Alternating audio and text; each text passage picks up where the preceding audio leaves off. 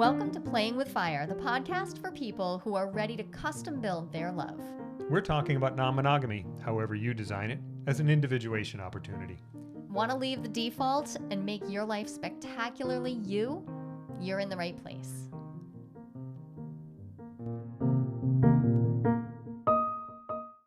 Well, this is the episode for you if you have wanted to see me just a little tipsy, except with no alcohol whatsoever, because I was drunk on our guest. I definitely enjoyed that conversation. Why did you enjoy it? Well, first of all, I enjoyed the two of you together very much. So I knew you would, because I know that you have an affinity for when I am just like into the person I'm talking to. Yes. That is an underrated aspect of being open. And I don't just mean like open, like you might like claiming that the label open relationships, but practicing expansivity. You get a chance to see me experiencing other people. Yep. And fully in all the ways. And in this way, it was just a great big conversation. But as one of my mentors, Thomas More, says, conversation is the sex act of the soul. And so, fuck yeah. You guys were fucking. So this was a good episode if you like hearing the word fuck. Yep. If the words of sex are cool for you. And if not, then this might not be the episode for you, and that's okay. You can just you can bypass. You don't have to listen to every episode. This episode is way sex positive. I'm thrilled with that. I love that. We're talking about sex clubs, going to sex clubs. We're talking about the lifestyle, as it were. Personal stories of going. Right. That's my favorite thing about having a conversation with someone who's not afraid to get into the personal, like how this applies to you. It was a very refreshing conversation. There was no, it was just right there. This is a thing people do. This is what it's like when she does it, when we've done it. It's just so the thing is, there are a lot of ways to explore being open. So many ways, in fact. And an underrated one is to just explore clubs, explore the lifestyle. And when I say underrated, I mean like the whole term swinger kind of fell out of, vogue. But that is, in fact, a reasonable term for a lot of people. That's like the way that feels the most fit for their life. It feels like the best fit.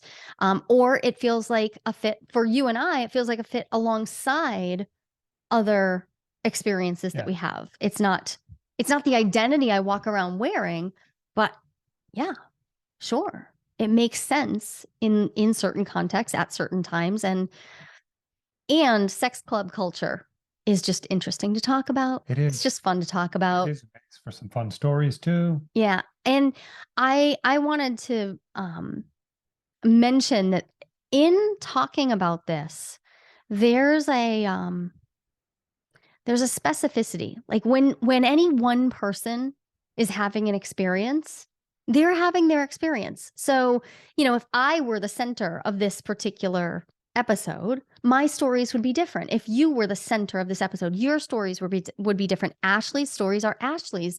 So I think it's wonderful to just listen to someone talking about their lived experience. Like this is a phenomenological exploration of going to a sex club for the first time, for the second time, but and I just think that if we can remember that the idiosyncratic, that the unique story is so informative if you just allow it to be part of a whole. It's not how all sex clubs will be. It's not how all experiences will be, but there is something really delicious about hearing someone talk about it and all the things that they've seen and how it landed for them and what they learned from it. Yeah. It's amazing to watch watch someone else show us their view on life. Right. So Ashley and I met because I did a couple of episodes on her podcast, which she will introduce you to soon. But also she's just a just a load of fun to talk Just to. So much fun. And Ashley is the host of the What's Your Position podcast, which is an educational yet comedic look at all things sex, life, and love. She also teaches human sexuality and health psychology at a local university. Ashley loves to educate people about positive sexuality and healthy relationships, and she's a blast. Just a blast. And if you've wanted to know about Ashley's personal sex life, you're in for a treat. And I really hope that if you have never before, if you have not experienced the sex club life, yeah, this episode is an insider view. And also, maybe it'll open up an idea. Maybe you'll want to explore that idea. And if you do, well, if you're currently partnered, this might be part of your opening conversation. What it is for you to experience openness. And if you are struggling with having that conversation, Ken and I made a guide for you. You can get that guide if you go to jolihamilton.com/easy. It's to help you ease the conversation with your partner about, okay, we're going to open things up. But it can be overwhelming. It can be a little frightening. Let us help you make it a little bit easier. So without further ado, more from Ashley and us. Okay, Ken found the button. So we're here, right? I know, thank God. But we're here. I'm very, very excited because we have Ashley Weller tonight with us. We're excited. So Ashley, thank you so much for joining us. I'm super excited because you and I feel like we just bonded instantly when we first talked. Instant love at first sight, like instant cocoa. It's delicious. Yeah, so good. And also, I feel like you and I vibe on, like, we'll just say anything. We'll just say anything. Yeah, which works. And I feel like we could turn Ken funny colors. Yes. Oh my God, with our powers combined. Right? See what you can do. Yeah. I'm looking forward to it. Yeah. Ashley, so first off, just tell us a little bit about you and what you do and why you do it. So I am a sex educator, and I have recently embraced that title, I guess. For a long time, I just called myself a guest speaker. I would go around to high schools and junior highs and colleges and talk about STD prevention and pregnancy prevention. And it kind of took on this life of its own. And I started a podcast in 2020 because I just wanted to talk about sex, and I wanted to educate people about more than just STDs. I wanted to talk about masturbation and abortion and relationships and mental health and medication and erectile dysfunction. So I had all of these ideas and things and hopes and dreams, and I turned it into a podcast. And then I got hired to teach at a college, and I teach human sexuality and gender and sexual orientation. And so I love educating human beings about pleasure and about the joy of sex and about the drive behind why we have sex and the drive behind why we're intimate and why we love people. And I just find the topic so fascinating. And it's one of the only topics I feel like that changes on a daily basis.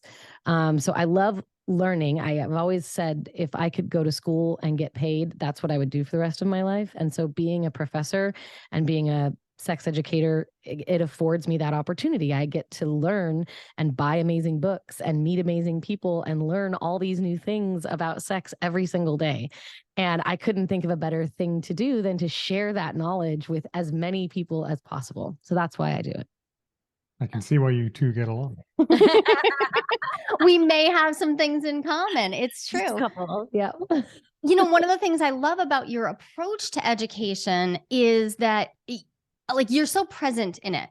And even when we were talking about what we were going to talk about during this episode, I was like, you showed up so fully because we're going to talk about sex clubs. We are. We're going to talk about the sex club that I went to. Yeah, right.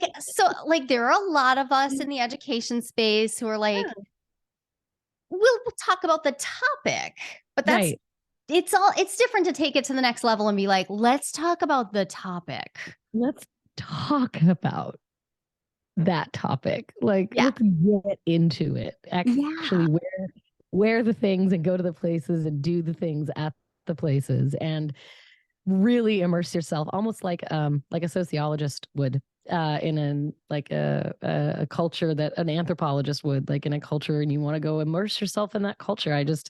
How can I teach it if I haven't lived it? Oh, I love that. I love that. And so I was going to bring a little stat, but I can't imagine anybody more equipped to bring a stat to start us with, because you are my stat queen.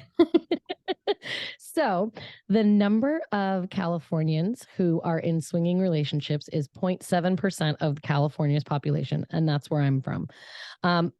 Delaware is the state with the most active number of swingers, and Massachusetts, where we're from, I know, has the least number of swingers or open relationships. This surprises me not at all. Not at all. And about the swinging industry is worth about $9.5 billion globally. So there's a couple little stats for you. Okay, that's some money. That's some money. Yeah. That's interesting. I hadn't even thought of it as an industry. But of course. But capitalism, everything that can be into all the places. So when you are in the swinging lifestyle, you want to be surrounded by other like-minded people. 44% of couples who swing don't talk about it with anyone they know. And so it's really difficult to embrace this lifestyle and not be able to express it to anyone. So it's really important for people who are in the lifestyle to be able to talk about it with other people. And that's why they created these websites like FetLife or Thirder. But you have to pay SLS. SLS, and you have to pay for these like premium memberships.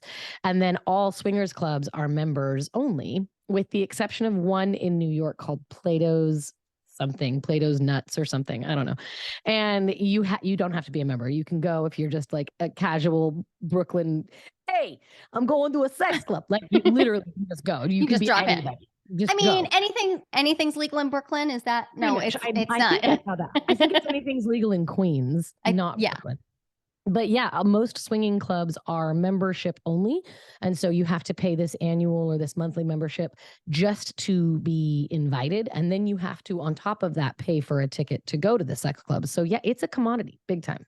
Yeah. And not to mention all of the large events on top of it, the hotel takeovers and the Vegas? Island takeovers and the resort takeovers. And it just occurred to me then, in most of our open relationship, Ken is incredibly involved, except when we went through a whole period of time where swinging was like, we were like, okay, let's do that. Like, let's meet more couples who are around. We have a premium membership to SLS. So I'm just realizing he's participating in the industry. He just didn't even think about it because I happened to realize you were a consumer. Yeah. Like, you learn something new every day, babe. Well, and it's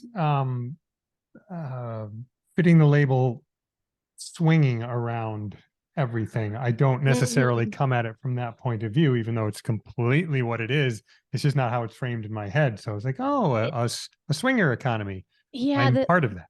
The whole like open relationship, consensual non-monogamy is such a broad umbrella term for all of the things that fall underneath that. Swinging is one of them. But you're right, Ken. I mean, you guys don't necessarily swing. You don't necessarily swap like couples or bring a third into the bedroom or like in the traditional swinging sense. So, but there are other like-minded people in open relationships on those sites who may not be looking for swinging. They may actually be looking for, we have this website that we're a part of called Club Joy, which is the site for the club that we go to here in LA.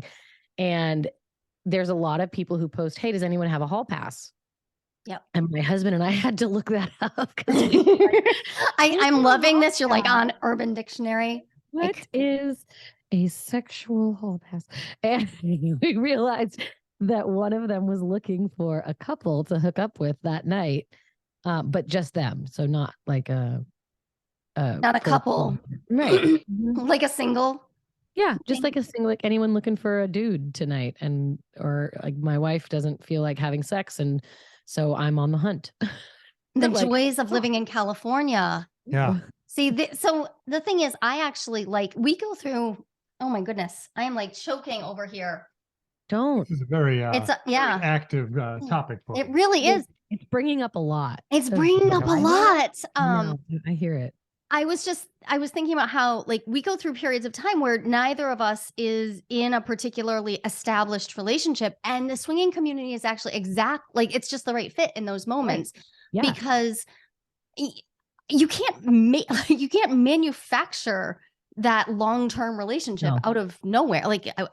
We just have to be out in the dating world and do the thing. And so I think that these things are incredibly compatible. Going to clubs, being in the lifestyle, and being they're not mutually exclusive at all. I think people tend to be like we imagine that there are all these different boxes. Sure. But and I think box, you can't go to the other box. How right. dare you go in my box?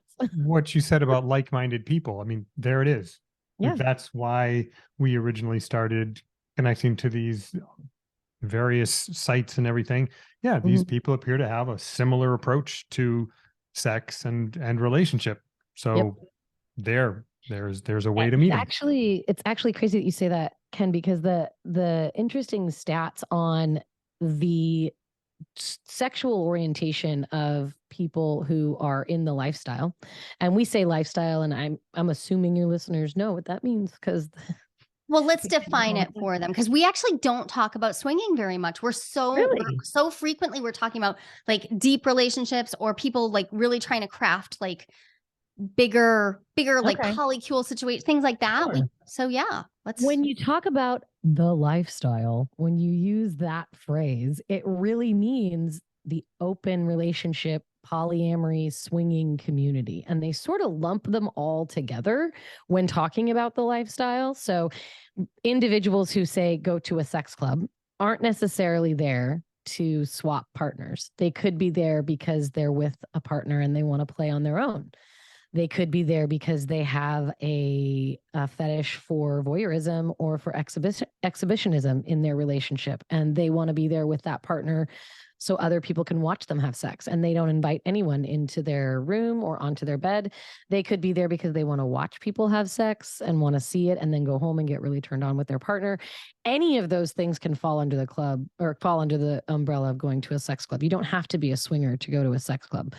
But the lifestyle is what we say when we're talking about opening up the relationship and being more sexually positive, and allowing you and your partner to both experience sex in a new way where you have sex with multiple people. And sometimes it's with your partner and sometimes it's not. There are some couples who have rules about same room sex.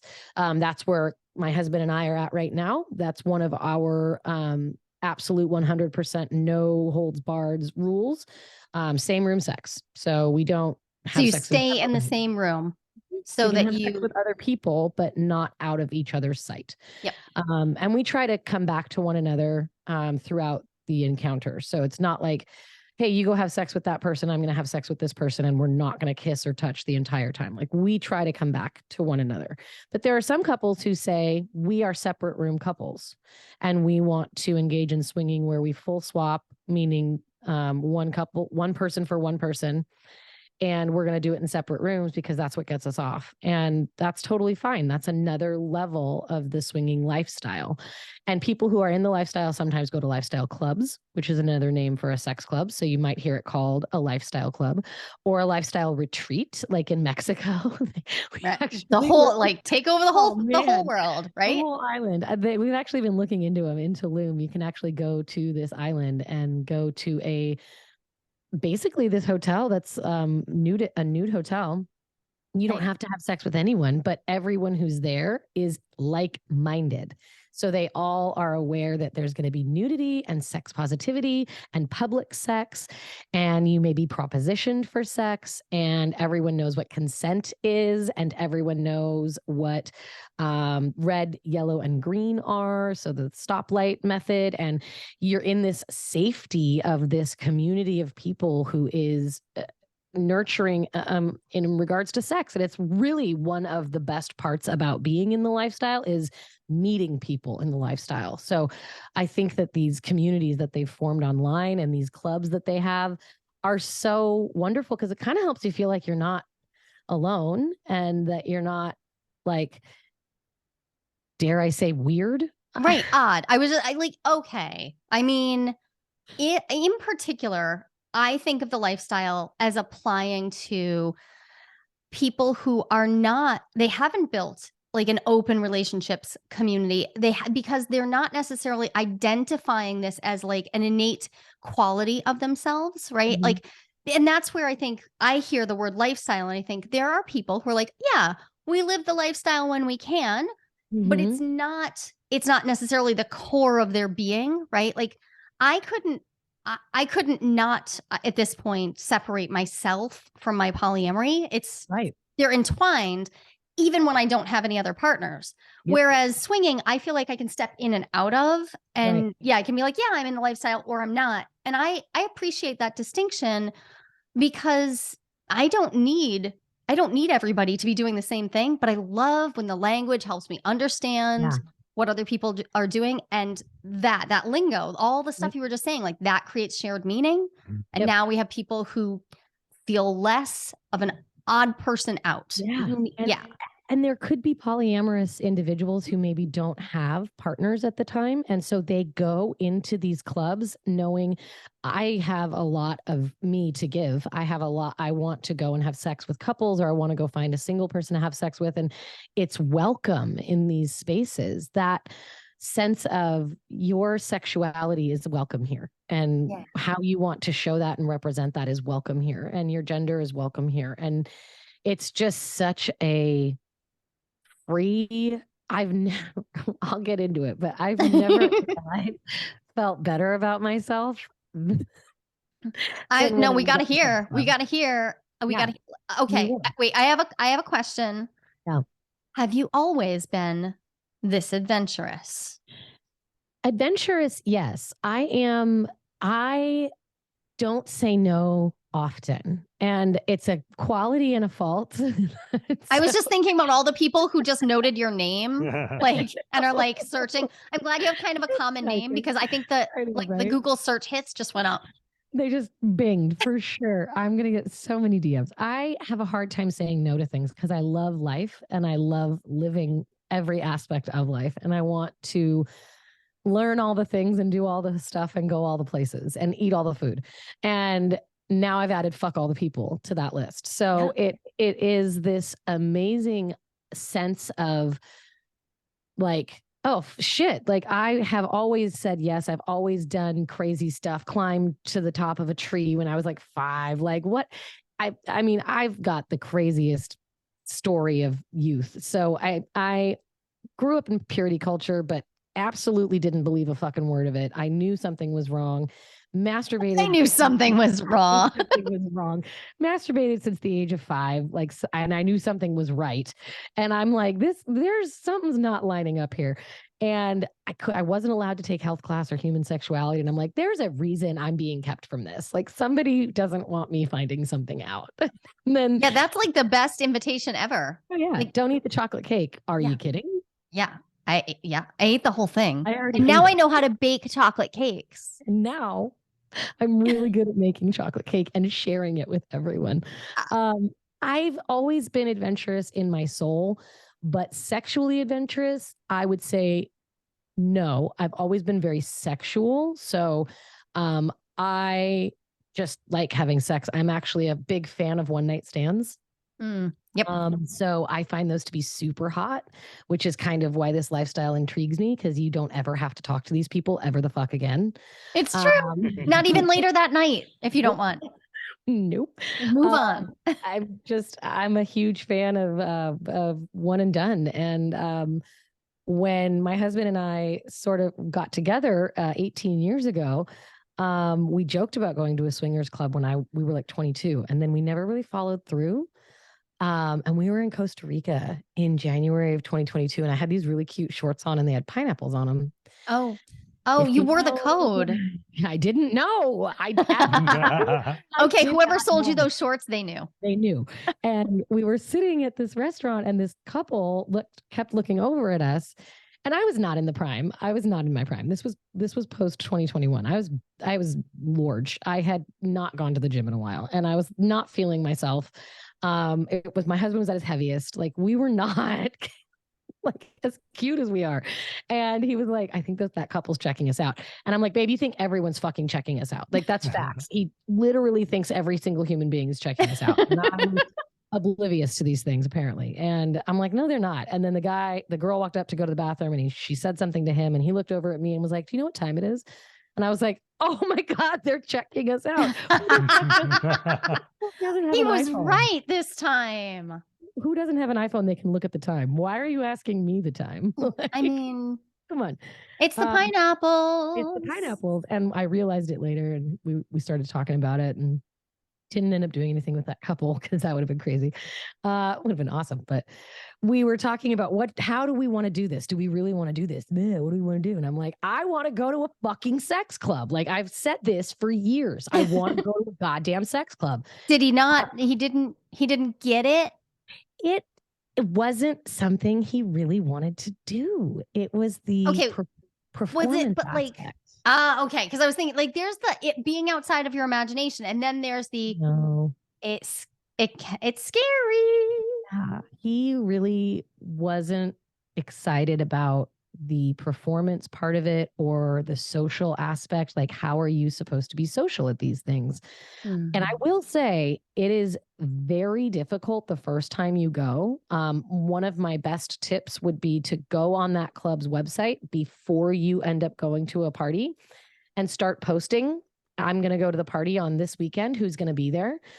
Post pictures, because we've gone twice now. And the first time we went was Valentine's Day, which is very similar to Valentine's Day at fancy restaurants. The people who go out on Valentine's Day are the people who never go out on a regular. The rest of the time. So it's just like a whole room. It's like all the people who were in church at Easter are the same people at the sex club on Valentine's Day. Okay, same crowd. Apparently it's their busiest day of the year. They ran out of towels, so we were using our clothes to jizz on.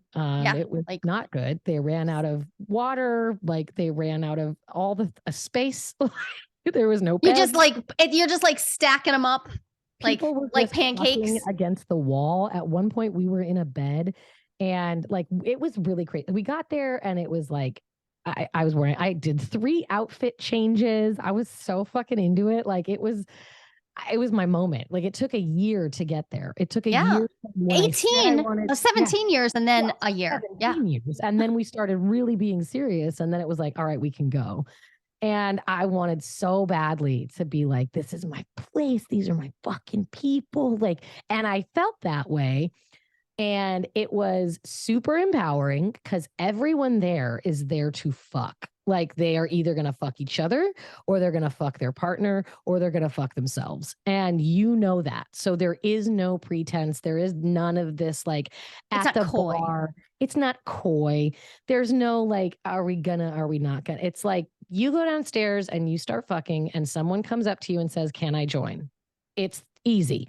Or you build up the momentum before you get there and you maybe send out a couple of lines, a little fish feeler here and there. And then you see these people at the club when you get there and you're like, oh, hey, Jack and Jill, we talked on Tuesday. I saw your tits. Yeah. So like, because there's the club's websites. And then there's also like a lot of these places also have like they'll post their events on FetLife too. Right, so then you have or the hotel parties will have. Yeah. So you can often sort of get a read on some of the people who'll be there. Who's going to be there. And this website happens to have an RSVP list. So you can go through the list and be like, hey, you're coming to the party. So am I. Let's have a drink when we get there. And it's nudge, wink, wink. Nudge, wink, wink. Yeah, we think you're cute. Let's have a drink. What I hear in all of this is how much time you can save going to a sex club. There's not all that time bantering and waiting and be witty. Guessing. No, you don't have to be witty. True. No, it's like it's just warmed up to this so much in the last 5 minutes. Ashley, I'm not even like done. Like, let me tell you, I wore these red stiletto heels and a really sexy like lingerie that I bought was like $90. I was like, I'm going all out. It's black and see-through and fucking sexy as fuck. And I walk through the downstairs. So like I don't know, they're all different, but the one we go to, it's upstairs is a bar and you bring your own booze and they give you a little wristband and your wristband has the number on it. Your number corresponds to your booze. And so you go up to the bar and they make you whatever you want. They have free mixers. They have a buffet, which I would never eat, but I would never eat at a strip club either. So I mean, I don't think vagina and carrot sticks go hand in hand personally. Sounds like a recipe for an infection. Plus, I just don't want I don't want to be bloated. I don't like dinner before I fuck. Also, I don't like to eat. I'm a grown up. I'm eating other things. It is impractical, and I'm busy eating vagina. There's pussy to eat. Thank you. There's so much vagina to eat at these places. Like it's everywhere. So there's a bar upstairs. There's a club. There's like a dance floor. There's some VIP tables. They do a contest every night for like the best on theme costume or whatever. Sure. Because all the parties are themed. And then they really are. Our local ones too. They're all themed. Yeah. And it's cute, like, because then everybody comes dressed up and comes dressed in like fun boxers or like suspenders and then they come dressed up. They come in the boxers. It's great. It's fantastic. They don't really have like a BDSM section at this one, which kind of bums me out because I really wanted one, but that's next on the list is to go to a BDSM sex club. This one was just more of like swinging sex club. Yeah. And then downstairs is the dungeon. Were there swings? There were not. Okay. I was bitter. I was very bitter that I did not have the swinger swing. I'm very upset. I think that needs to happen for you, Ashley. I agree. I mean, honestly, I'm probably going to go to Atlanta because Atlanta has the #1 swingers club in America. I need an excuse to go to Atlanta. Me too. Right? Okay. They have a great airport. They do an international airport and apparently an amazing swingers nightlife, but actually Portland has the most sex clubs, followed by Seattle, but Atlanta has the best. Okay, that makes sense. I mean, but like those are going to be very different vibes, like very different vibes, like right, like you can have Pacific Northwest or Atlanta, like these are that's not the same. This feels like completely different parts of the country. Like I want to go to Scotland at some point in my life, but I also want to be in Bali, right? Like these are not right. These are not one and the same. We just do both. Right. There's moss between the toes on one side, and there's a lot of sweat happening on the other side. So it's just this confluence of like noise and sex and smells and sounds, and downstairs is like 7 rooms and each room has like 12 beds, and on Valentine's Day all of them were full. I mean, it was like wall to wall. Like you're breaking beds. Oh, at that point I laid down. We waited in line for a spot on a bed, and once someone was done fucking, we put our towel down right where they just had sex. And my husband was like, well, I don't really know how to like introduce myself to anyone. And I was like, me neither. We tried talking to a couple of people and they were just sort of like not giving us the green light, you know? Yeah. And so which you got to get. You got to get the green light. There's no chemistry. We're not fucking. That's the rule. And so we laid down, we started having sex. And then like there was someone behind, like I was on my back and my husband had his feet on the floor and he kept hitting my head against the person behind me. And I looked over my shoulder and there was like 7 people on this queen size bed, all fucking, and none of them were fucking each other. They were all just having sex with themselves or their partner. And then I looked around the room and there was like 15 people just standing in the room watching us. And so I lost my, I don't know. What did you lose? I lost my mojo. I lost it. Your lady boner? It just like. My lady boner went bye-bye. It was gone. And I was like, this is a lot. There was noises. It was so like the overwhelming sounds, God, smells, sounds, everything but taste. Everything but taste. And this chick laid down next to me and her husband grabbed my hand and put it on her boob. And I was like, whoa, like. Yeah, so that's non-consensual. Exactly. And I was like, I took my hand away and I immediately was like, are you okay? And she was like, yeah, no, play with my tits. And I was like, okay. Yeah, that's That's a conversation. This is where, though, I think Valentine's night. Yeah, exactly. Rough, this is because people are not coming out of. They're coming out of the wood. They're literally coming out of the woodwork, and then on the woodwork, and then it's leaking down the walls. Yeah, and it wasn't the best experience, except for the fact that I got up to pee halfway through, because you always got to pee when you have sex. By the way, pee during sex, pee after sex. I got up to pee. And I couldn't find my nightie in the swath of clothing in this room full of 27,000 fucking people. And I put my shoes on. I actually never took them off because the stilettos. Yeah, no, I had them on the whole time because I'm not going to be barefoot in a place like that. There's no sound. Thank you. Like being barefoot in a club. Or in a gym, like in a gym locker room. Like nope. So I walked to the bathroom completely fucking naked through an entire room full of like 700 people. And felt like a goddess. Yes. I have never felt hotter in my fucking life. We worked out really hard for like a whole year. And I had really great shoes on, and I had just been fucked by my husband, and I heard people, oh my God, she's beautiful. Oh my God, she looks like a Greek goddess. Oh my God, she's so pretty. And I was like, fuck, they're talking about me. This is so fucking validating. This is so incredible. I'm talking to people. I'm like, oh my God, I love your lingerie. Oh my God, your hair is so beautiful. I'm like doling out compliments to other people. And it was just the most supportive environment. But I didn't have an orgasm. Well, okay. Well, okay. But I mean, that's a lot of experience to have. That is a lot. That is sensory overload. And you're making me think about how, like, you can't, there is only so much the human system can take in before it hits shutdown. Because I think about that scene and instantly I'm like, oh, yeah, that I could enjoy it for an amount of time, and then I would hit a full stop limit. Yes. And I would need to just leave. I would walk out of the club naked. I wouldn't like okay, I'm done. I'm done. Bye. Because I would hit a limit. Purse. Yeah, and I would go into full trauma response, even though I was like all good and happy, right? So I'm thinking very important to make sure you prearranged with whoever you've gone with, so that they know what the word is when it's time to be done. Yeah. So like, I'm sad about your lack of orgasm, but I'm also glad that you managed all of that and still wanted to go back. And it was a lot to manage and a lot to process. We had sat down. As a matter of fact, I had a conversation with Justin Lay Miller about consensual non-monogamy. And then magically, I don't fucking know what universe decided, but I got an email one day, and it was from this podcast recruiting person, and they were like, hey, we think this lady would be a good fit for your podcast. And I'm like, what the fuck is this? Like, no one's ever sent me an email asking to be on my fucking podcast. I beg people, please be on my podcast.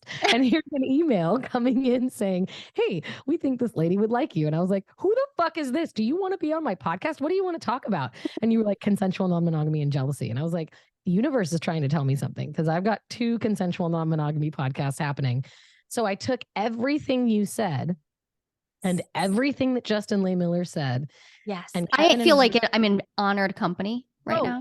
You are in the most honored company. You two are my gurus when it comes to, because you're the reason that Kevin and I can do this, because your process by which, so I have jealousy issues. I have an anxious attachment style, and I get very worried that my partner's going to leave me. He's going to find someone better.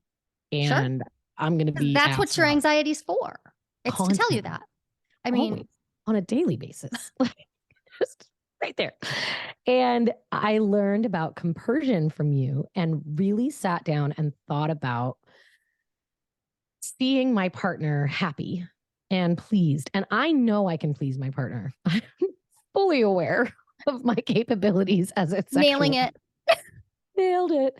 And I also know that there are some things that I don't want to do. And there are some things that I can't do. And there are some things he can't do. And I have fantasies that don't align with who he is as a physical person. I have fantasies with other women. So he doesn't have a vagina. And he therefore, doesn't, right? What are you going to do?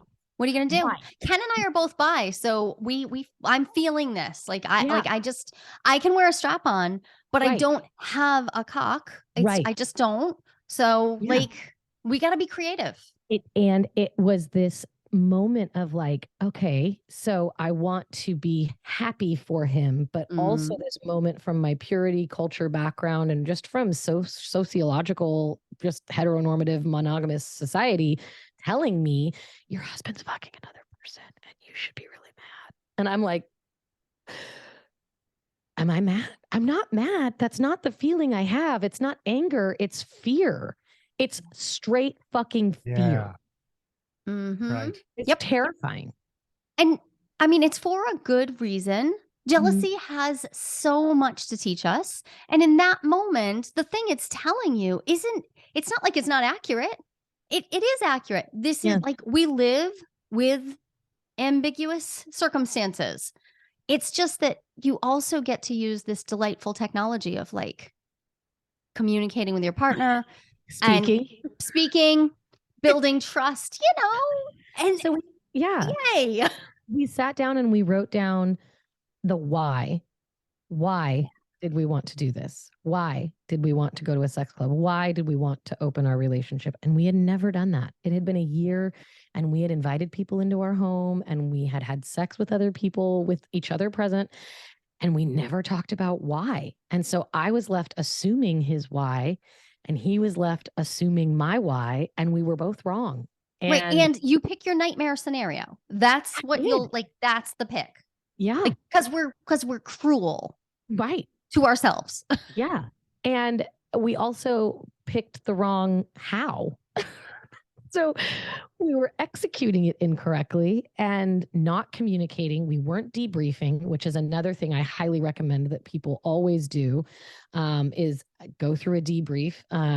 And we weren't expressing what our stops were, what our bones, what our absolutely not going to happen things are. And then also what we really, really wanted, like what we really wanted to happen, what was going to bring us the most joy. Which you can have a lot of sex on just that. What do we really want to happen? Like in that year leading up to, if you're a person right now who's like in that like long explore, you can have a lot of good sex. Just sharing, what do I really want to have happen? Some of our best sex is when we talk about what might happen, like talking about when we go to the swingers club, everyone's going to watch you. And then I'm like, oh, fuck, I'm going to come. Like, thank you for putting that visual in my head. Thank you very much. And so it became this journey that we went on backwards. And it's like we got on the roller coaster at the very top and then fell. And then we had to like click our way back up to the top. And then when we fell the second time, it was this joyful, gleeful ride of, oh, this is what it's supposed to. Oh, we're supposed to talk about it. Oh, I get it. I get it. God. And that is what a gift that is, because when I started my relationship with you, I didn't do the words thing because of my own background and tendencies and you weren't supposed to talk about it, so I didn't talk about it, and then we started talking about it. I'm like, well, this is way better. So much sexier. so much better. It's so much sexier. I'm not assuming anything. Like, this is great. Yeah. And it makes somebody flammed me. This is way better. So much better. Like the before's better, the middle's better, the after's better. The whole thing, every part of it. Yeah. To know your partner not only had a good time. So the debrief is amazing because we talk about what went well. And we talk about what we didn't like and maybe what we want to incorporate in the future, but there's no resentment. It's not like, oh, you know what? We actually talked about it the second time we went to the club. We went on St. Patrick's Day. We love a theme. You clearly. Okay. Do they have an Easter night? Because now I'm really. Absolutely. Yeah, no, Okay. they totally do. It was bunnies. Bunnies. Okay, sure. Of course. And I'm not that cliche. So I again brought 3 changes of clothes and had all green lingerie. It was adorable. And it was a lot less busy. And we had set ourselves up for success. We had talked to about 3 or 4 different couples beforehand. And we saw one of the couples at the club. This is amazing. This is one of my favorite fucking stories I think I'll tell for the rest of my life when talking to anyone who's coming into the lifestyle or in it. Or just happens to be nearby. Happens to be standing and wants to have a conversation about it. I mean, just let me know. We were talking to this couple and they were both in their 40s and they were both very cool. And they had been to the club before and they were in the lifestyle. So they knew the lingo and we didn't have to be like babysitters or educators. Their first experience, which I'm just like, no, thank you. I don't want to be anyone's first experience. It scares me. And we got there and we had a drink and I went to the bathroom, which is a great way to talk to your partner when you're like, oh, honey, I have to go to the bathroom. Can you walk with me? And then you can have a conversation about what's going on. And I was like, yeah, I'm agreeing for both of them. I think they're both attractive. And he's like, okay. And he went back up to the guy and the guy was like, sorry, my wife is only into your wife. So if we do this, it's only going to be the girls. And my husband and I discussed it beforehand and we said, that's not fair. And we don't want to do that to one another. So if we're going to swap at this party, it's going to be a full swap or it's just going to be us having sex. Those are the only 2 options that we want to have, which is fine for you if that's great for you. If you want to do soft swap, that's freaking fantastic. Everyone has their own levels of comfort. But Kevin and I had done the threesome, like another girl comes in and it just felt like a 3-wheeled car. It didn't feel just didn't jive for you. Right. It just felt wobbly. And we really wanted that experience of both of us being able to experience pleasure simultaneously without one of us having to stand in the sidelines. Right. And or jostle for position. Or jostle. Yeah. Or like take their attention away and be like, hey, make out with me while you're also fucking her. Right. Like, what if you want to be in that moment? I don't want to interrupt you. So as they were talking to us, we were like, hey, we want to do a full swap, but thank you so much. And they went their way and we went ours. No hard feelings. And we saw another couple that we had spoke to and they were like, oh my God, we've been looking for you. Super full of energy, super nice people. We had a couple drinks. We went downstairs. We full swapped. It was amazing.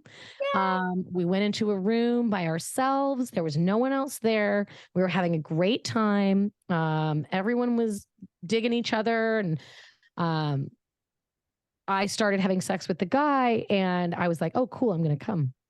It was like in my head, I was like, this is easy. Oh my God, this is going to be so great. And then I heard a noise. Then you heard a noise. I looked up and there was like 20 people in the room and they were all just standing. It was like all of us like a zombie movie. Like I was so into what was going on. I didn't see anyone come in and I look up and they're just standing there like just staring at us. What are they doing? Sounds very awkward. It was awkward. And so the guy was like, hey, you come here, come join us. Hey, you come join us. Hey. And he like started pulling them onto the bed, but I lost it. I lost my mojo. I lost it again because I was so distracted. And I have finally come to the realization, my brain, I have to have mind-body connection in order to orgasm. And I didn't. What a find. Okay. Is that a gem? It's a gem. So here you are.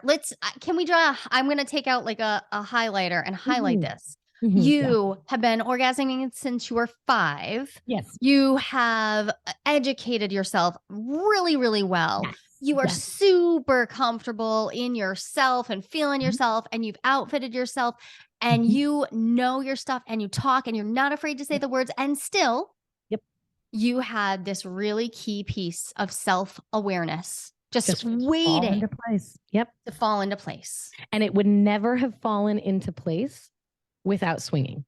Never. Because my husband and I, when we have sex, and I come fairly regularly, I would say. I can make myself come in 2 minutes. So that's not a problem, but I'm always by myself. And when my husband and I have sex, when my brain's not into it, I automatically know ahead of time, like even before if he says, hey, do you want to have sex tonight? I will almost always say yes, because I enjoy the intimacy of it. I really enjoy being with him. I enjoy laying with him. I enjoy the feeling of him. So I'm almost never going to say no to that, but I already know I'm not going to come. So I'll tell him ahead of time, I'm not going to come, but yes, let's have sex. Yeah. And I already checked myself out of it. And I never realized why. And it's never put that together. Nope. Just found that out about 5 days ago. Love everything about that. It was everything about that. And actually, I didn't discover it. Kevin did. So we were, we found a couple on more good reasons to be talking to people.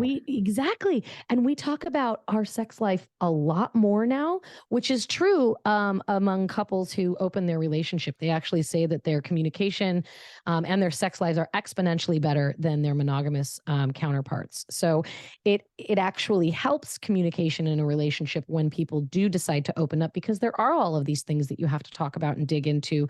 And your partner does know a lot about you and knows a lot about how you respond to things sexually, emotionally, intimately. He's very critical of himself. And so if a couple doesn't text us back or decides they don't want to sleep with us, he immediately criticizes himself. It's me. And I have to remind him, these people have lives. Right. No, they're complicated humans. Right. Having an experience. Yep. You are not actually the center of the universe. No, he's not. In a good way. In the best fucking way. It isn't you, man. But we found from this universe, this world that we're in, that website, we decided maybe Club Joy is like a once or twice a year experience. It sounds big. It's big, and both of us enjoyed it, but neither of us feel this super strong pull to go on a regular basis. Yeah, there's a community aspect too, right? Yeah. You're gonna find your place that feels right. And it did. It really helped us recognize that within Southern California, there are thousands of people doing this same thing. So it just by being on the website made us feel like we were part of a community. Going there made it even feel more real. Watching other people have sex in front of other people really, and Kevin loved it. He was in it. He was in his element. He's like, I can't believe I didn't do this sooner. This is amazing, blah, blah, blah. He loved every freaking second of it. But only 4% of swingers have been to a swingers club more than 20 times. About 30% of swingers go to swingers clubs 5 times total in their life. So going to these clubs isn't necessarily the only way to identify yourself as a swinger. These websites really provide you with a platform for other couples. And so we've actually got 2 other couples that we have dates with, one that we already hooked up with and one that we're meeting up with on Saturday. And you bring them home, and it's a much more personal setting, and it helps that mind-body connection a little more, because there's not 70 people jacking off one guy while 2 women are tied in the corner getting their pussies licked by a line of other people while some couple humps in the corner, which is all fantastic, but it's a lot. It's like turning on all the porn all at once. All of it at once. Everywhere. And that is not the same thing. So, and I think that's, it makes a lot of sense that all of the stories you just told, the one thing the thing that you really learned, that was the thing you learned from that experience. I can't wait to hear what you learn from bringing people home. Right. All the different ways, all the things that could potentially come out of that, and all the ways you could come. All the ways you can come from that. There's has to be a mathematical equation. That can be figured out. I'm thinking about the statistics that you were just mentioning, and I had this mental picture, and to the sex events that we've been to. Yeah. I have this imagination of the people who are there as people who go there all the time. But what I just heard is that the sex clubs are mostly filled with people who are hardly ever there. Right. And that is that's mind blowing. It's Okay, but now I want to know, like, I want to meet the guy who, when you walk in, like when he walks in, everybody goes, Norm. Like, I want to know that guy. The Norm of the sex club. I want to know that guy. I do. Like, he just has a bar stool in the corner. He's just like everyone's there. Lingerie. Yeah, he like shows up at 2 p.m. and he's just there the whole time. He never leaves. Closing, he helps them carry the trays in. Like, yeah. It's funny too that actually the population of people here in Southern California, it struck me as odd, because there was a lot of Hispanic. I would say it's probably 70% Hispanic. Which to me, knowing so many Hispanic people, knowing the culture they come from, the Catholicism, the religion, the machismo sort of idealization of what is a man pleases his woman, a man does. And so there's all these cultural relativism, like stereotypes out there about the Hispanic culture. And there's so many Hispanic people in the swinging community here in Southern California.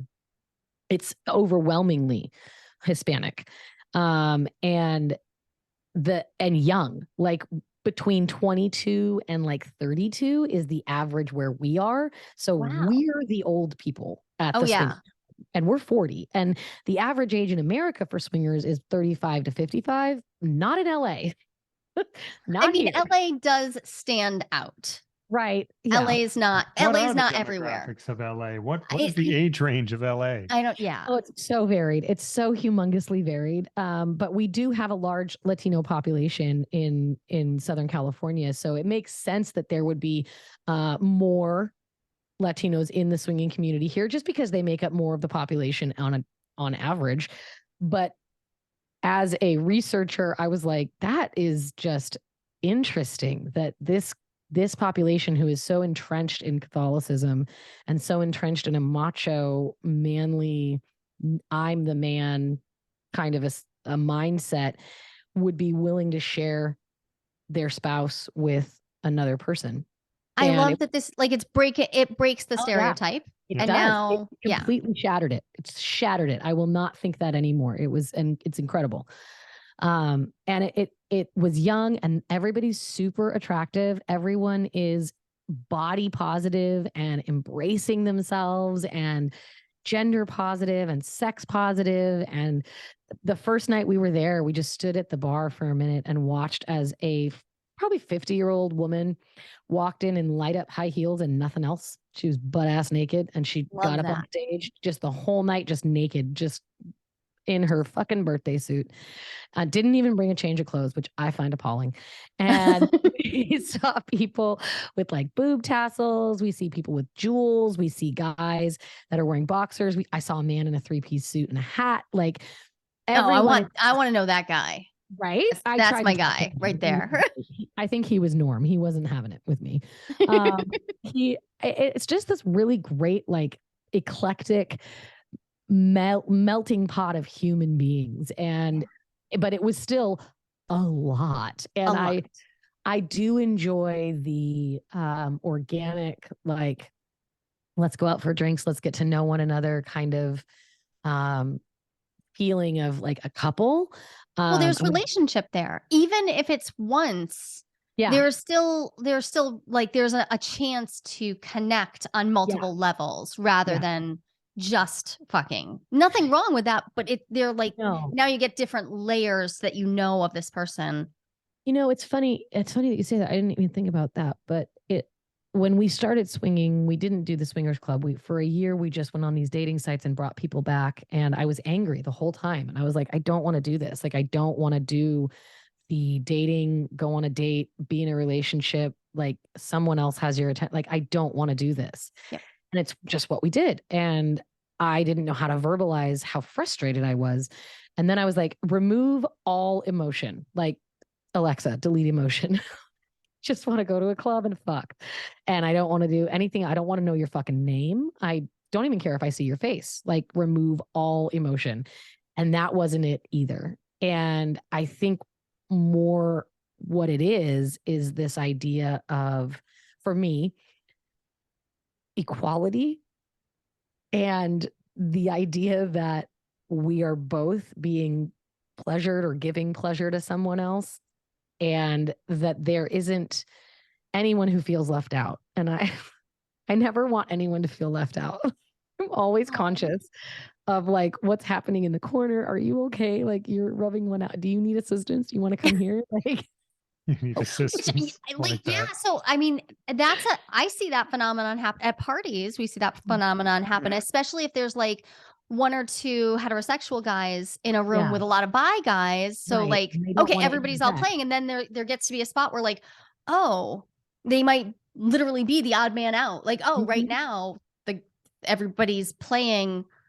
Oh, yeah. And they are in the corner rubbing one out. But you know what? I've asked some of them, they're not sad about it. No. The view is spectacular. I would imagine. I would imagine as a voyeur in that situation, it would be, I've never been a voyeur. I've always been an exhibitionist. I like to walk around my house naked. I love voyeurism. I love it. Open. Do you really? Oh yeah. Oh, I love it. Be neighbors. Yes. Yes. I will bring binoculars next time I come to California. I'll bring binoculars and I'll hang out in your yard and I'll just be like casually. I'll just turn on Pandora and just start cleaning my house and watering my plants in my birthday suit, which is what I do. And I'll just be like, Joli, yeah, this is it. This is the moment. We can do this over Zoom. You can Zoom voyeur. Yeah. I'll just accidentally turn Zoom on. Oopsies. I butt dialed you. My bad. I butt dialed. Actually, I just with my naked butt. With my naked butt. My Macintosh computer will never be the same. I have to ask a question. I want to circle back because you said towards the beginning, you said that the thing that Kevin was unsure about was the performance. And I want to get real here. And Ken, you're here, so we're going to get real. There's layers to this performance question. Oh, yeah. Not all penises get hard when you want them to. Right. And even with medication assistance, they don't always cooperate. And I think that's one of the things. You have voiced this. You've talked. Ken has been very honest and open about this. So I appreciate Bodies are complicated. Bodies are complicated. But I've been with men in these sort of environments where they're apologizing. They're like making a lot of excuses. Like they seem to feel so self-judgmental. I'm like, I'm not. There are a lot of ways you can satisfy me. But what was your experience of this? So first of all, it's called arousal non-concordance, and it is a phenomenon that happens to anyone with a body. And you can either feel aroused when you're not supposed to, quote unquote, like when you're sleeping, or when you're in the middle of a math test and your pants rub against your leg the wrong way, or doing deadlifts. Oh happens all the time. Happens all the time. You ever seen are too tight when I'm doing sit-ups? I'm like, hey. Less noticeable for those of us without a penis, tiny little itty bitty clitoral boners. Right. It's not easier to hide. People with a penis who don't want the boner. Right. But then on the other side of it, there's people who want to be aroused and have all of the naked bodies in front of them and all of the porn turned on in the sex club and all of the Viagra ingested that is legally allowed. And it just may not happen. And that can be for numerous reasons, right? Are you on other medication? Are you on a pain medication? Are you on diabetes medication? Are you on depression medication? Is it hot? My God, when we went on St. Patrick's Day, the air conditioner broke. Tell me about it. Good. Like that. I would have to leave. I can't. Yeah, you couldn't. I can't do heat. I cannot. No, I cannot do Kevin heat. Was sweating because guys do a lot of penis owners. They're doing a lot of work. He's the push-ups, the lizard push-ups, and the thrusting. Like there's a lot going on. There's a lot of exercise, a lot of biceps, a lot of ab work, a lot of core. And then the sweat is just like it's going everywhere. And so he kept getting so frustrated and he would like drip sweat on me or drip sweat on her. And he's like, I'm so sorry. And he would lose focus and then lose so extra towels for our providers of thrusting. The thrusting providers. Headbands, Headbands, wristbands. You can wipe. 80s night would be perfect. Oh my God, that would be perfect. Yeah. And then also as a partner of someone who owns a penis, if you notice in that moment that they are maybe not as aroused as they want to be, that's your time to shine as their partner. It might be a good time to stuff it in your mouth and play with it. It could be a great time to put it between your legs and get it all rubby and oily and lubey. Have them lay on top of you and just like feel you and get back to this space of comfort and knowledge. And like, he knows he can sweat on me. I don't give a shit. I literally have ingested his sweat. Like I've ingested all the things. Like get out of here. Sweat on me all you want. I don't care. You're not embarrassing yourself with me. So you get back to this place of comfort, and it can help your erection return because you are not in this awkward, unknown first time experience. You're with someone you've been with the whole time, even though you're in a space that's a little awkward. But extra towels, and don't take your fucking shoes off. Yeah. I appreciate that. And I could hand out those little hospital booties that you put on the little. Oh, nice. Very sexy. Very sexy. It's almost like a see-through, like will she, won't she kind of a thing. Like, yeah, nice. I have so appreciated watching Ken be like grow over time, grow in his ability. When we first were playing in group scenarios, he would leave, and if his body didn't agree with the situation, it was not like that. He would be frustrated, and he was always very chill about it, but there would just be this like low level frustration. Sure. By chill, you mean childish. Yeah, but also like not aware enough. Like it would have actually been easier if you came home and like hit the punching bag or something. It was just this sort of like low level. And I felt like I knew what was going on, but it was still hard. We were still trying to figure out how to talk about this. That like, hey, I noticed you didn't have an erection. Exactly. What's the nice way to say that? Right. But over time, in fact, what we found is yes, exactly that. Like, hey, I noticed that you didn't like get all of the stiffness you wanted. Right. Is there anything else? Like during, like asking, but also he's become awesome at just making everybody else comfortable. He introduces the concept. He's like, yeah, bodies don't always do what you want. It's fine. Yeah, it's chill. Stand over here until it does. Who decided that the erect penis was the focal point of all good sex? Of all sex. It's insane. It's insane. Why? Why is all good sex dependent on an erection? Right. Like that's just silly. And you were talking about, well, there are all kinds of other things you can do with it. You can put it in your mouth, and that all feels great. It's not like it. Hold up your fingers. They don't.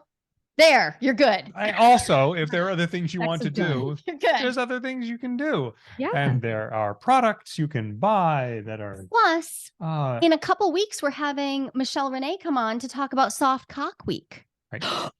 What's Soft Cock Week? Exactly, right? Soft Cock Week. It is celebration, a whole week of celebrating all of the pleasure and joy from the soft cock. Man, I got to tell you, and this is a complete and total side note that has nothing to do with going to a sex club. I don't know if I am alone in this. I'm a little hesitant to say, I'm just going to say it. I enjoy putting a soft penis in my mouth. Oh, yes. And watching it turn. Like, did you ever have those dinosaurs? Oh, my God. That you put in the bathtub? Yeah. And then they just like, Drew, like every day, Ashley. That is the best part. It's like one of my favorites. It's like, look what I did. Yes. Yeah. Look what I made. Hello. The erection is such a complicated thing because, like, so you have that experience, and on the other hand, I do enjoy being a shapeshifter. It's pretty cool. And when it doesn't work, it is a little disappointing. But it's like, right? It's fun. I mean, I don't have chromatophores. I can't change color. Oh, you kind of wish you could. I can change shape. But you can change shape. Blow, I bet you it's a different color when it starts than when it's that's okay. True. I don't not ever change color. You're right. You're right. That's true. And I just think that like getting the level of comfort that we gained by going to environments where we were uncomfortable. Yeah. And so we had been talking about we'd been polyamorous for years before we did that. Right. So we'd had interesting experiences, and we'd had other experiences with other people, but we had not experienced what comes from being disappointed and then coming back and sharing that or being frustrated at like I often find myself a little frustrated at my own lack of confidence. My body image stuff goes up and down. I struggle with it. It's a constant battle for me. I worked in the fitness industry too long for my mental health. Oh, God. And yeah, it's a huge, and Changes my the weight structure of your fluctuates wildly brain. and I struggle. So it is important for me to be like, invite him into that experience for me. Yeah.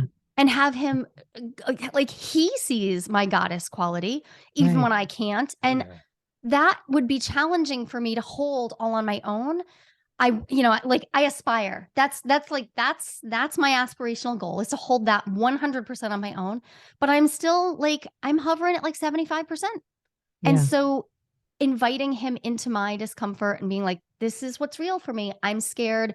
I'll be rejected, or I'm like, yeah, I'm scared somebody's going to see something they don't like, and having him witness me in that vulnerable place, and then still like get off and like go do the things and process it and help you get off and be that person for you. Like, there was a lot of rejection the first time we went to the club. A lot of people just kind of said no. We actually were having sex on a bed, and Kevin went to the bathroom, pee during sex, pee after sex.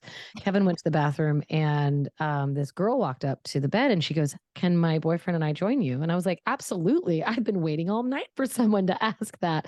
And then he pulled her back and said something. And then Kevin came back and they left. And I was like, the fuck? My dude. I said yes, like, hello. And I felt super rejected, and it hurt a lot. And I told Kevin afterwards, and I couldn't like articulate it well. And he didn't quite understand why it was such a big deal. And then we went on a date, and we went on a date with this couple that we met on the website. And we took them out for drinks, and we had a great conversation, and we were like, hey, let's pay the bill and go back to our place. And they were like, okay. And we got back to our place, and they were like, oh, our daughter just called us right now, and she has a fever of 99, and we're going to have to leave. And we were like, that seems sus. And if you don't want to hang out, just say it. And then they're like, no, we're going to text you tomorrow, and we're going to hook up. And they've not texted. This was like 2 months ago, and they've not texted. And the rejection hit him hard. I didn't care. I was like, cool, I'm going to go inside and have sex with my husband. Like, I'm good. Yeah. For some reason, the rejection at the club was way harsher for me. And then the rejection of the couple was way harsher for Kevin. And it is so interesting to witness your partner have their feelings hurt. Yeah. Right. And know that you didn't do it, and then get to comfort them. And then at the same time, we went to the club on St. Patrick's Day, and I was so nervous. I was like, I'm going to be jealous. I know it. I just know it. I'm going to have jealousy, and it's going to ruin my time. And I was like, no, I'm not. No. Okay, Ashley, you have to fucking get through this. You've got this. You can do this. And I was done having sex. Like, my vagina was just over it. Like, I had had enough sex. Tissues, man. They're like, they're sensitive little buggers. And I was like, nah, I'm good. Again, the air conditioner was out. There wasn't enough lube. I was not feeling it. And Kevin was still going at it. And I stood back and I channeled you, Joli. I did. I was like, I'm going to look at this moment and say, what about this moment does my partner need from me? And he needed a coach. And I was like, fuck yeah, babe. Pound her. Fucking go. Yes. Get it. And he was like, he heard me and like got this like new energy and like enjoyed what he was doing. And I was like, yeah, I did it. I did something. I was so proud of him for like tapping it. Like, I was so excited for him, and I didn't have to do a fucking thing except be a cheerleader. And I was like, I'm a great cheerleader. Like, I can cheerlead all fucking day long. And so it's this like really crazy fucking world that shows you the depths of how amazing of a partner you can be and how amazing of a partner you can have. And I wouldn't have known I was capable of comforting my partner in times of embarrassment or rejection or cheering him on in times of pleasure. And these things are so beautiful to discover. Like 18 years in, we're discovering these things. And that's fucking cool. That's so cool. That is so cool. I love everything about this conversation. And I could talk to you literally all night. I know, right? Next time it has to be in person. And but you need to tell people where they can hear more of your awesomeness. Yes. So more of my awesomeness can be found anywhere you get podcasts, Apple, Spotify, all the things, all the places, Podbean, all the things. It's called What's Your Position? What a great name. Thank you. It took us a really long time to come up with. But it's all about life, love, sex, relationships, mental health. We have over 100 episodes. We're listened to in over 70 countries. We love suggestions. So if you have a suggestion on a topic, we just did disability in sex for someone who asked for it. We did ADHD in sex for 2 people who asked for it. And we love to have guests on our show. That's like what drives us mainly is guests. And so I got to have Joli on my show, and it was a blast. We had a great time. It was such a long conversation. It's now 2 episodes. We couldn't stop. We could not stop. It got out of hand. Like, it was upsetting. Like, it was. I think I was up to like 12:45. It was great. Yeah, I think we'll be able to squeeze this into 1 episode, but I'm not sure. I don't know. We'll squeeze it in. Maybe. But you also did an awesome episode on hentai. I just thought I want to shout that episode out because it's a topic that I think often is talked about either like way over in like the people who are deep into it, and that's fine, like great. But a lot of people then don't go to those, like if that's too I thought you just did a great, like anyone who's interested in variety of porn could listen to this episode and like, and also here's why it exists. Yeah, like get into it, not just like a fetishized way of looking at hentai, but hey, here's some laws that were put into place by the Japanese government that sort of forced the hand of artists, and this is why hentai exists, and it's also kind of why it's hot, and it's also why it's controversy. Like it's right. I love that. I loved how you handled it. Thanks. And I've listened to a lot of podcasts about topics like that and thought, it was like too academic. You're just, you lovely, lovely human. You put like that statistical piece, that sociological piece next to your lovely fire. And I just love it so much. The personal aspect. Yep. So. Yeah. I'm on Instagram. What's Your Position podcast? Come follow me. I'll follow you back. Come message me. I'll message you back. I message everybody back. I love Instagram and how it relates to people. I'm on TikTok. I'm really bad at TikTok, but I try my best to put up things every once in a while. It's the same. It's What's Your Position podcast. It's very simple. And that's it. That's how people can find me. They can come find me anytime they want. Again, it's hard for me to say no. So if you want to come on my podcast, I'm probably going to say yes, unless you're bonkers, batshit fucking crazy. Then I'm probably going to say, if you're going to say sex is bad, sex is bad, then not a good fit. Not a good fit. Please don't message me, because then I have to be mean to you, and I don't want to do that. Don't do it. Don't do it. But everybody else, Ashley, thank you so very much. This was so much fun. And now we can go have sex, because now I'm like, oh, now this was all fun. And we just talked about sex for an hour. So only 8:50. That's a good lead up. So it's my penis, my husband's soft penis in my mouth. That's it. I love it. Me too. Let's go. Great. I'll race you. Call you when we're done. There's no one right way to design your relationship. And lots of people, actually about 25%, according to a recent national survey, are interested in some type of open relationship. But how do you know if you are ready to open up happily? Not everyone is, and that's no problem. I've got a 60-second quiz that will give you the answer. And even better, you'll walk away with your next step, whether you're good to go or not so much when it comes to opening up. And this is no BuzzFeed nonsense. I personally designed this quiz from my years of academic research. Go to joliquiz.com. That's JOLIQUIZ.com, and find out if you're ready to open up happily and what to do if you are or if you're not.